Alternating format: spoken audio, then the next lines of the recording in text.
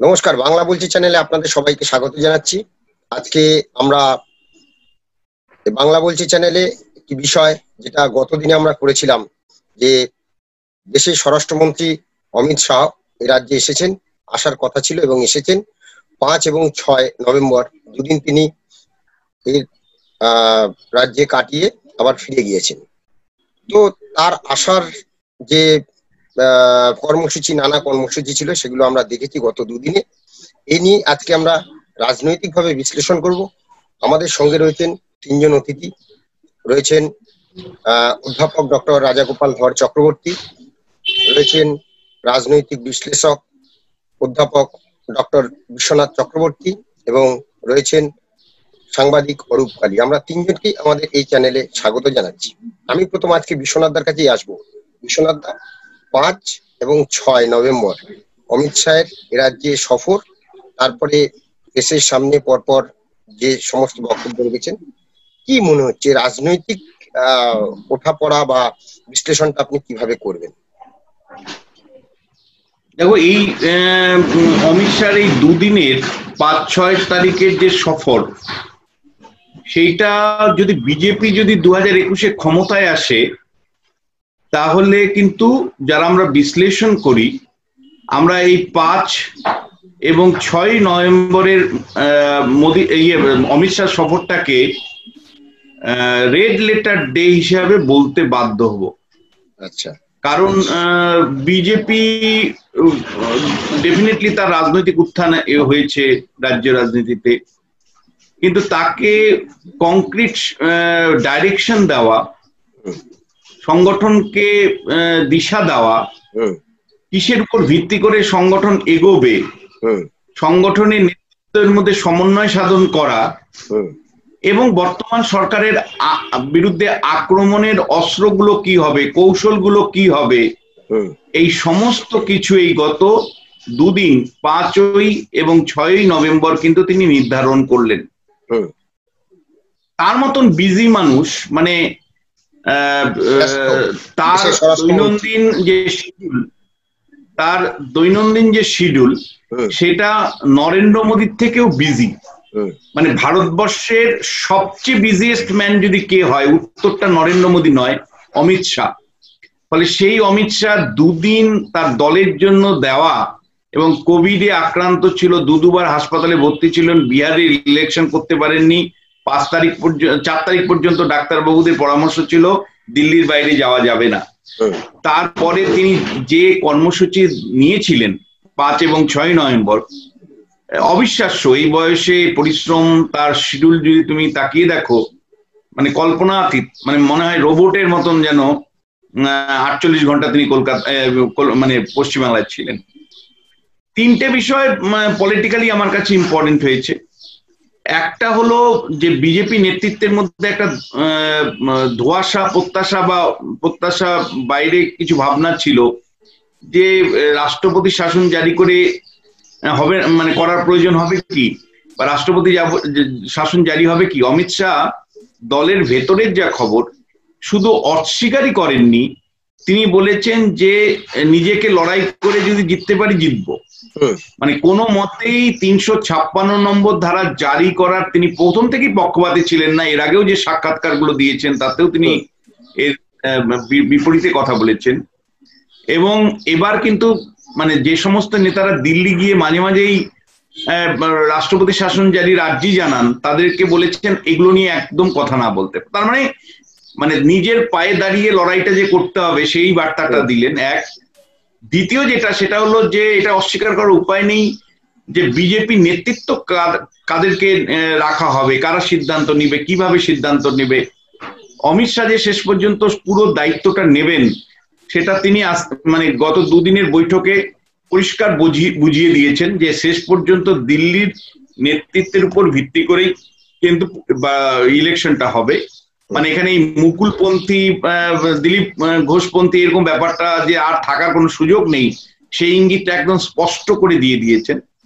Third যে বিষয়টা, সেটা হলো যে মানে কেবলমাত্র মমতার বিরোধিতা নয়, বিকল্প রাজনীতির সন্ধানে বিজেপি যে কাজ করবে সেই ব্যাপারে স্পষ্ট নির্দেশিকা এবং স্পষ্ট আলোচনা হয়েছে। যে কেবলমাত্র মমতার বিরোধিতার উপর ভিত্তি করে বিজেপি ক্ষমতায় আসতে চায় না, রাজনীতির প্যারাডাইম চেঞ্জ করতে চায়। যে প্যারাডাইমে রাজনৈতিক হিংসা থেকে শুরু করে বহুত্ববাদী রাজনীতির বিঘ্ন ঘটে, সেখান থেকে সরিয়ে একটা উন্নত রাজ্যে পরিণত করতে চায় তারা, যেটা তাদের ভাষায় সোনার বাংলা বলা হচ্ছে। আর রাজ্য সরকারের আক্রমণের যে মানে বিরুদ্ধে যে অভিযোগগুলো, সেটা আমার মনে হয় একাডেমিক্যালি যদি তুমি দেখো তাহলে ভীষণ অর্গানাইজড ওয়েতে তিনি মানুষের সামনে রেখেছেন। সেটা হলো তৃণমূল সরকার এর বিরুদ্ধে 3টে বেসিক অভিযোগ তিনি এনেছেন। সেটা হলো যে প্রশাসনে দলীয়করণ করা হয়েছে, রাজনীতিকে অপরাধীকরণ হয়েছে, আর দুর্নীতি প্রাতিষ্ঠানিকীকরণ হয়েছে। একাডেমিক জায়গা থেকে যদি দেখো এই 3টে বিষয়কে তারা যে ঘিরতে চাইছে মমতা বন্দ্যোপাধ্যায়ের সরকারকে, সেটা খুব স্পষ্ট।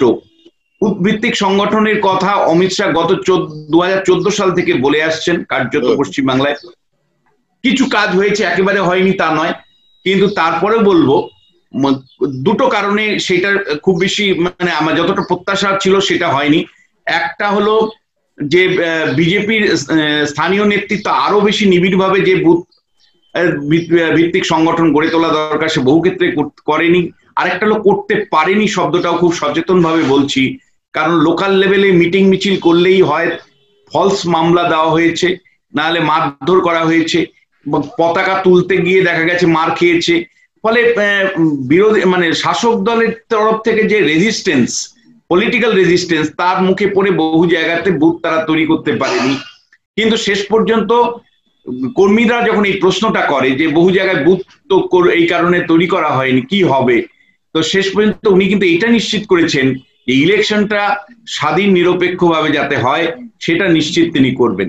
সব মিলে বিজেপি কর্মী সমর্থকদেরকে মনোবল বৃদ্ধি করা, দলকে একটা নির্দিষ্ট ডাইরেকশন দেওয়া, তৃণমূল কংগ্রেসের কে সমালোচনা, তার বিরুদ্ধে সমালোচনার মূল সুর কি হবে সেটাকে বেঁধে দেওয়া, এবং পাশাপাশি নতুন বাংলার স্বপ্ন দেখানোর যে বিষয় সেগুলো যেমন ছিল, তেমনি সামাজিক সম্পর্ক বৃদ্ধি করবার বিষয়েও, সামাজিক সম্পর্ক বৃদ্ধি করার বিষয়েও তিনি উদ্যোগ নিয়ে যে আগের সফরগুলোর মতন এবারও নিয়েছেন। পণ্ডিত অজয় চক্রবর্তীর বাড়িতে যাওয়ার মধ্য দিয়ে বা আদিবাসী পরিবার বা মতুয়া পরিবারের সাথে খাওয়া, এই সমস্ত কিছুর মধ্য দিয়ে পলিটিক্যাল সাথে সাথে রাজনৈতিক সাথে সাথে সামাজিক সাংস্কৃতিক সম্পর্ক গড়ে তোলবার চেষ্টা করেছে। কারণ তুমি জানো যে বিজেপি রাজনৈতিক শক্তি হিসাবে যতটা উঠে এসেছে, সামাজিক সাংস্কৃতিক শক্তি হিসাবে ততটা গড়ে উঠতে পারেনি। ফলে সেই জায়গাটাই ফোকাস দিয়েছেন। কেন অমিত শাহ দুদিনের সফরে কিন্তু তিনি বুঝিয়ে দিয়েছেন। হ্যাঁ, এই জায়গা থেকে রাজাদাকে আমি আসবো, রাজাদার কাছে। রাজাদা, আপনি কিভাবে এটাকে দেখছেন বা কি বুঝলেন এই দুদিনের সফরটা? দেখুন, আমি বিশ্বনাথদার বিশ্লেষণের সঙ্গে পুরোপুরি একমত। খুব সুন্দর বিশ্লেষণ করেছেন বিশ্বনাথদা। তবে যেটা অত্যন্ত বলা প্রয়োজন যে যখন ভারতীয় জনসংঘ ছিল বা যখন শ্যামাপ্রসাদের অধীনে ভারতীয় জনসংঘ চলতো, হরিপদ ভারতীরা যখন নেতৃত্বে ছিল, তখনও কিন্তু বিজেপি বা জনসংঘের মানে অর্গানাইজেশন পশ্চিমবঙ্গে সেভাবে ছিল না। পশ্চিমবঙ্গে কোনোদিনই বিজেপির অর্গানাইজেশন সেভাবে তৈরি হয়নি। এটা খুব দুঃখের। এবং শ্যামাপ্রসাদ প্রথম ইলেকশনে জিতেছিলেন, মারা যাবার পরে ওই সিটেই কিন্তু মানে বিজেপি বিরাট ভাবে হেরে গিয়েছিল, এটাও কিন্তু মানে ফ্যাক্ট। আর উপনির্বাচনের কথা বলছি, তখনই বিরাট ভাবে হেরে গিয়েছিল। এবং বিজেপির যে সমস্ত যখনই ভোট বেড়েছে, অনেকটা ইমোশন ভিত্তিক ভোটটা বেড়েছিল। রাম মন্দিরের সময় আমরা দেখলাম, রাম মন্দির আন্দোলনের পরে ভোটটা 7-8% থেকে হঠাৎই 11% চলে গেল। আবার নরেন্দ্র মোদীর সেই আশার, নরেন্দ্র মোদী যখন প্রধানমন্ত্রী হিসেবে যখন রাখা হলো, তখনও ভোট বেড়েছিল। আবার যখন 2016-তে আমরা দেখলাম আবার ভোট কমেছিল। আবার যখন বীর বিক্রমে অমিত শাহ এগিয়ে এলেন 2019-এ, এবং তৃণমূলের কিছু ভাঙন দেখা দিল, মুকুল রায়রা এগিয়ে এলেন, শেষ পর্যন্ত অর্জুন সিংরা চলে গেলেন, নিশীথ প্রামাণিকরা উত্তরবঙ্গে দাপিয়ে বাড়ালেন, তখন কিন্তু বিজেপির ভোট কিন্তু একেবারে 40-এর ছুঁয়ে গেছিল। বোঝাই যাচ্ছে যে বিজেপির ভোটটা নির্ভর করছে অনেকটা মানে মানুষের আবেগের উপরে, আবেগটাকে তারা কতটা নিয়ন্ত্রণ করতে পারছে। এবং 19-এর পর থেকে যেটা দেখা গেছে যে তৃণমূল কংগ্রেসের প্রতি যে মানুষের একটা অনাস্থা প্রকাশিত হয়েছিল, এটা কিন্তু তৃণমূল কংগ্রেস চেষ্টা করছিল কি করে সেই অনাস্থা থেকে বেরিয়ে আসা যায়, তার একটা কিন্তু প্রচেষ্টা করেছে। কিন্তু ব্যাপারটা হয়েছে কি যে দলটা এমনই একটা জায়গায় পৌঁছেছে, যেটা বিষ্ণুদা খুব সুন্দরভাবে বললেন, যে দুর্নীতিটাকে এমন ভাবে প্রাতিষ্ঠানিক ভাবে প্রতিষ্ঠা করেছে, তার ফলে দলটাকে দলটাকে যে এই পরিবারবাদ থেকে নিয়ে যাবার খুব একটা জায়গা নেই। এই জায়গায় দাঁড়িয়ে বিজেপির যে পশ্চিমবঙ্গের যে সাংগঠনিক দায়িত্বে যারা আছেন, তারা কাজকর্ম করলো ঠিক মতো, যে দিশার একটা অভাব নিশ্চয়ই ছিল।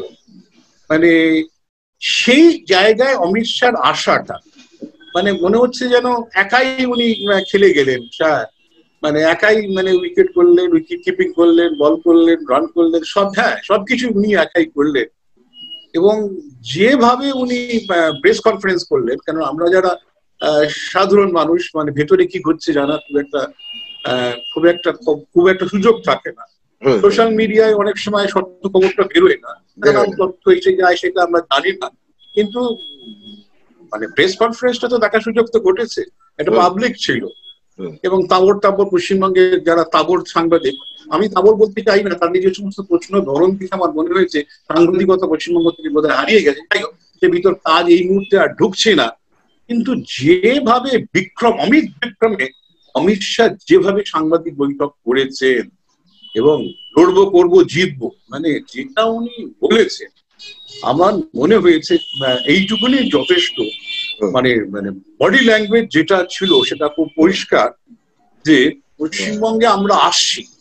এবং মানুষ দেখুন, উনি ভারত সরকারের পররাষ্ট্রমন্ত্রী। আমার মনে হয় সর্দার বল্লভভাই প্যাটেলের পরে এরকম শক্তিশালী স্বরাষ্ট্রমন্ত্রী আমরা পাইনি। তার মুখে কি তার থেকে বলা, তিনি এসেছেন কিছু ভয়ে কাঁপছে, অনুপ মাঝি, লালাজি অ্যারেস্ট এখনো বোধহয় হননি। হ্যাঁ, তার বাড়িতে যখন রেড শুরু হয়ে গেছে, প্রশাসনের নানান জায়গায় কাঁপতে শুরু করেছে। ইনামুল হক, বিখ্যাত মানে স্কাউট স্মাগলার, সেও যখন ধরা পড়েছে, বোঝা যাচ্ছে এই সরকার আর এই মুহূর্তে চুপচাপ নেই। এবং টানলে মাথাটা কোথায় যায় আমরা সেসব শব্দ বাংলায় আমরা পরিচিত। এনামুল হক গ্রেপ্তার হয়েছে, তার গরুর স্মাগলিং এর টাকা কোথায় যেত, লালাজি গ্রেপ্তার সময়ের অপেক্ষায়। সুতরাং তার কয়লা মাফিয়া, বালি খাদানের যেসব ব্যাপারগুলো, সে পয়সা কোথায় যেত, আশা করা যাচ্ছে, মনে হচ্ছে যে বেশি দিন বোধহয় বাকি নেই। আমরা ওই মানে মানি ট্রেলিং এর আমরা বোধহয় একটা তথ্য পেয়ে যাব। সারদা নারদা তো অনেক দিনের পুরনো জিনিস শেষ রয়েছে, এর সঙ্গে যখন গরু এবং মাটি বা সবকিছু এসে গেছে, বা মানুষের সরকার দেখা যাচ্ছে মাটি নিয়েও যেভাবে মানুষের সঙ্গে তারা বিরূপ আচরণ করছেন, সুতরাং এই সরকার যে খুব একটা সুযোগ সুবিধা করতে পারবে না। 25শে মে বোধহয় এই অ্যাসেম্বলির আয়ু, আগামী বছরের 25শে মে, তাই যদি হয়, উনি কিন্তু বলে দিয়েছেন এপ্রিলের আগে আর সরকার থাকছে না। মানে সুতরাং হোম মিনিস্টার, উনি যদিও একজন বিজেপি নেতা হিসেবে এসেছেন, উনি হোম মিনিস্টার। সুতরাং যখনই এ ধরনের বক্তব্য বলছেন এই সরকার থাকছে না, এবং হয়তো উনি বলছেন 356 বা 365 হয়তো প্রয়োজন আসবে না, কেননা নানান বিপর্যয়ের মধ্যে সরকারের থেকে বহু মানুষ হয়তো মুখ ফিরিয়ে নিতে পারে, বহু এমএলএ সরকার হয়তো সংখ্যা লঘু হয়ে পড়তে পারে এই যে নানান ধরনের চাপের মধ্যে থেকে। এবং যেটা মাঝে মধ্যেই শোনা যায় যে পিকেট গাইডেন্সে যেভাবে চলছে টিএমসি, সেইখানেতে যখন যারা এক্সিস্টিং এমএলএ যারা আছে তারা অনেকেই টিকিট পাবেন না। এবং যদি 80-90 জন এমএলএ ভাবেন যে বিক্ষোভটা যদি নির্বাচনের সময় বা পরে দেখিয়ে না করে একটু আগে করা যায়, জানুয়ারি থেকে মার্চের মধ্যে যদি আমার বিক্ষোভটা দেখিয়ে দেওয়া যায়, তাহলে তো হয়তো বিকল্পরা আমাকে মর্যাদা দিতে পারে। এবং এইটা কিন্তু আমার মাঝে মধ্যে মনে হয়েছে যে এরকম হয়তো এরকম একটা অবস্থার সৃষ্টি হতে পারে। সাধারণ মানুষের কোথাও একটা আশা জেগেছে যে অমিত শাহর মতন মানুষ আছেন মানে দুর্নীতি কোনো একটা জায়গায় কিন্তু বোধহয় আপসহীন সংগ্রাম শুরু হয়েছে। বিশ্বনাথ দা বললেন 5-6 রেড লেটার ডে, ঠিক আছে, আরো অনেক রেড লেটার ডে পশ্চিমবঙ্গে আগামী দিনে হয়তো হাজির হবে। আমি একজন একাডেমিক হিসেবে অভিবাদন জানাই আমাদের স্বরাষ্ট্রমন্ত্রীকে, আমাদের কেন্দ্রীয় সরকার যারা প্রাতিষ্ঠানিক দুর্নীতিকে দমন করার জন্য যেভাবে এগিয়ে এসেছে সাধুবাদ পাবার তারা যোগ্য। হ্যাঁ, বিপ্লব দা। হ্যাঁ, এই জায়গা থেকে অরূপদার কাছে আসছি। রাজাদা বললেন যে অমিত বিক্রম, এই অমিত বিক্রম দুদিনের, এবং বিশ্বনাথ দা বললেন 5 এবং 6 রেড লেটার ডে। তো এই বিষয়টাকে নিয়ে অরূপদার কাছে জানতে চাইবো। বিপ্লব, এতদিন পর্যন্ত যেটা হচ্ছিল যে তুলনামূলক আলোচনায় আমরা যদি দেখি তাহলে বুঝতে পারছিলাম যে তৃণমূল কিছুটা আপার এজ দিচ্ছিল এবং বিজেপি নানাভাবে বিজেপির ভেতরে কিছু গোলমাল বা বিজেপি কিছুটা বলা যেতে পারে চাপের মুখে ছিল। এখন পুরো জিনিসটা অমিত শাহ দুদিনের সফরের পর পুরো জিনিসটার বলটা কিন্তু এখন অনেকটাই তৃণমূলের কোর্টে চলে গেছে। আমি চাপের ক্ষেত্রে বলতে পারছি অমিত শাহ একই সঙ্গে 3 দিক দিয়ে আক্রমণ করেছেন। একটা তো রাজনৈতিক আক্রমণ করেছেন অমিত শাহ, পলিটিক্যালি উনি যেটা চেষ্টা করেছেন, উনি একটা বার্তা দিয়েছেন যে বিজেপি যেটা প্রচার হচ্ছে যে বিজেপি বহুভাগে বিভক্ত, সেটা নয়। আমরা যদি দেখি উনি যেখানে জায়গায় মুভ করেছেন উনি কিন্তু পুরো নিয়ে মুভ করছেন, উনি কোথাও একা যাননি এবং বিভিন্ন গোষ্ঠীতে জেগে পড়ার কথা ছিল সেটা কিন্তু উনি করেন, উনি সবাইকে নিয়েই মুভ করেন। এটা হচ্ছে 1 নম্বর কথা।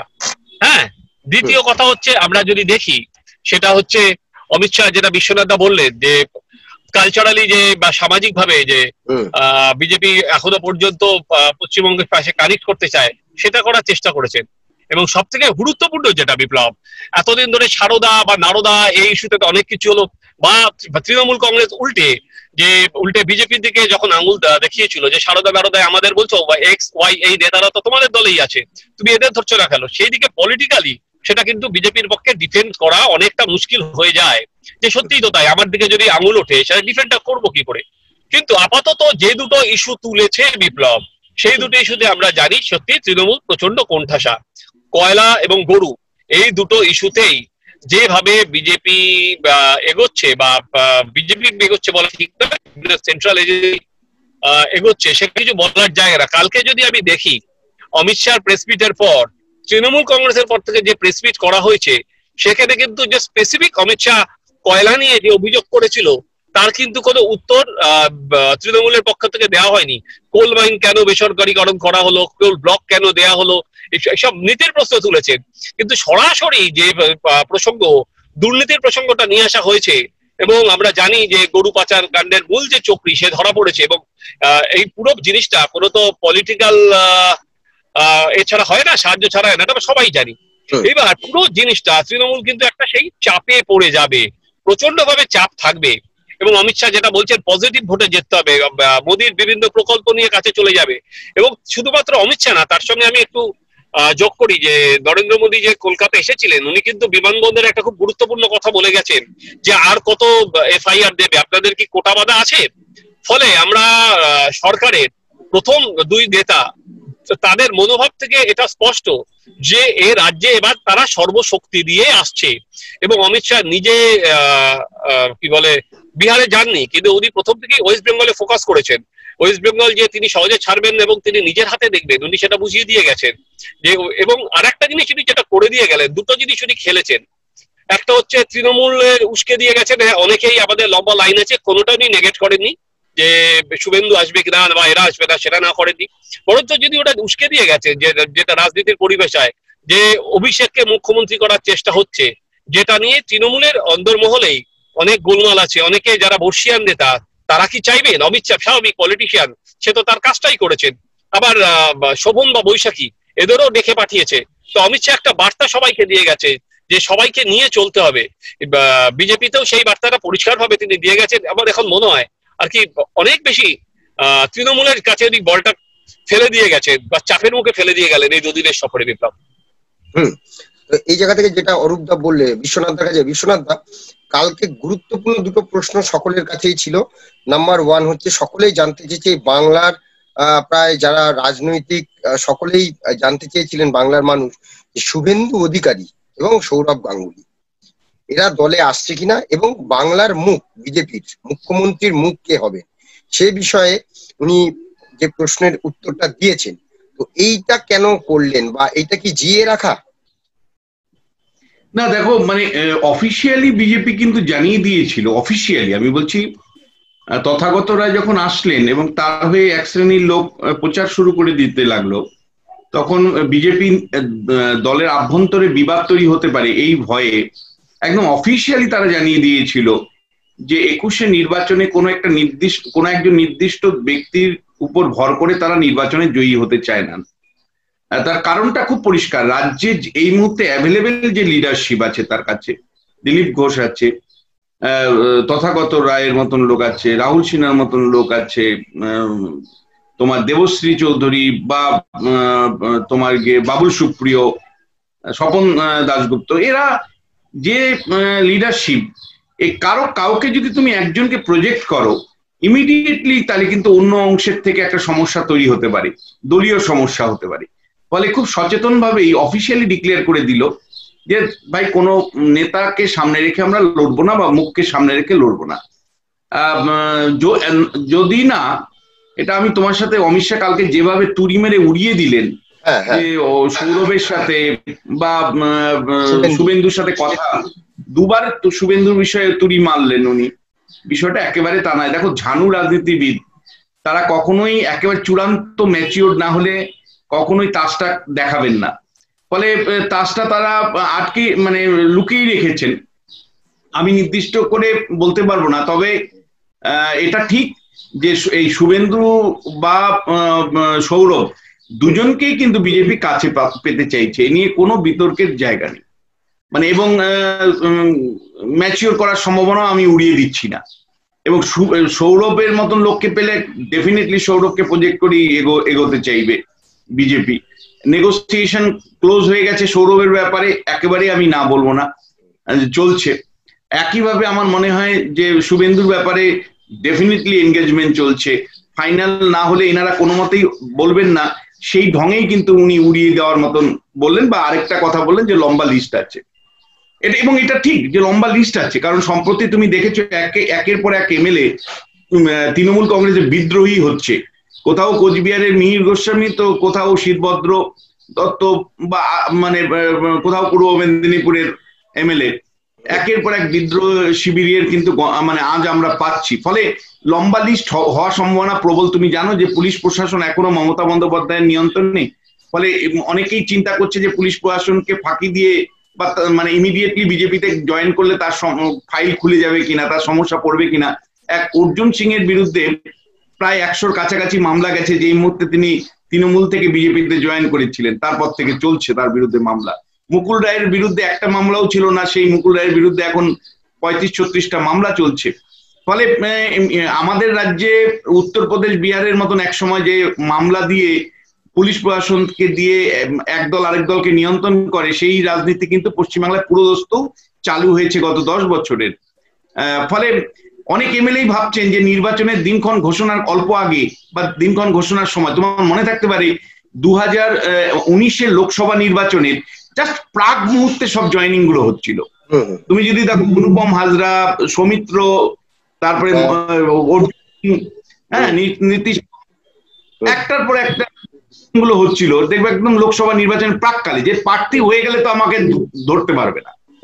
ঠিক একইভাবে আমি তোমায় বলছি, বিধানসভা নির্বাচনের প্রাক মুহূর্তে কিন্তু বিপুল সংখ্যক অন্য দল থেকে কিন্তু বিজেপিতে জয়েন করার সম্ভাবনা কিন্তু প্রবল।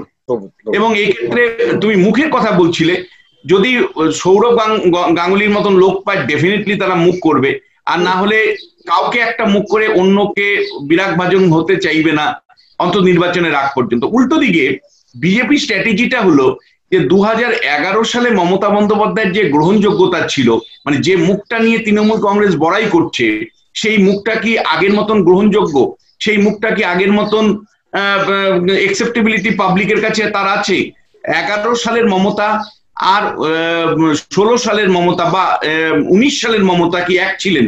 নালে 19 সালেও মমতা বন্দ্যোপাধ্যায় 42-এর স্বপ্ন দেখিয়েছিলেন, সমস্ত বিরোধী নেতাদেরকে ব্রিগেডে এনে বড় সমাবেশ করে কার্যত বিরোধী মুখ হয়ে উঠেছিলেন। অনেকের ধারণা তৈরি হচ্ছিল যে উনি প্রধানমন্ত্রী পদের প্রার্থী হচ্ছে না। তো সেই রকম প্রত্যাশা জাগিয়েও মমতা একটা বড় ধরনের ভরাডুবি হয়েছে 19-এর নির্বাচনে। তার মানে মমতা বন্দ্যোপাধ্যায় 11 সালের যে গ্রহণযোগ্যতা, 16 সালে নেত্রী হিসাবে যে গ্রহণযোগ্যতা, সেটা 19 সালে কিন্তু ধাক্কা খেয়েছে।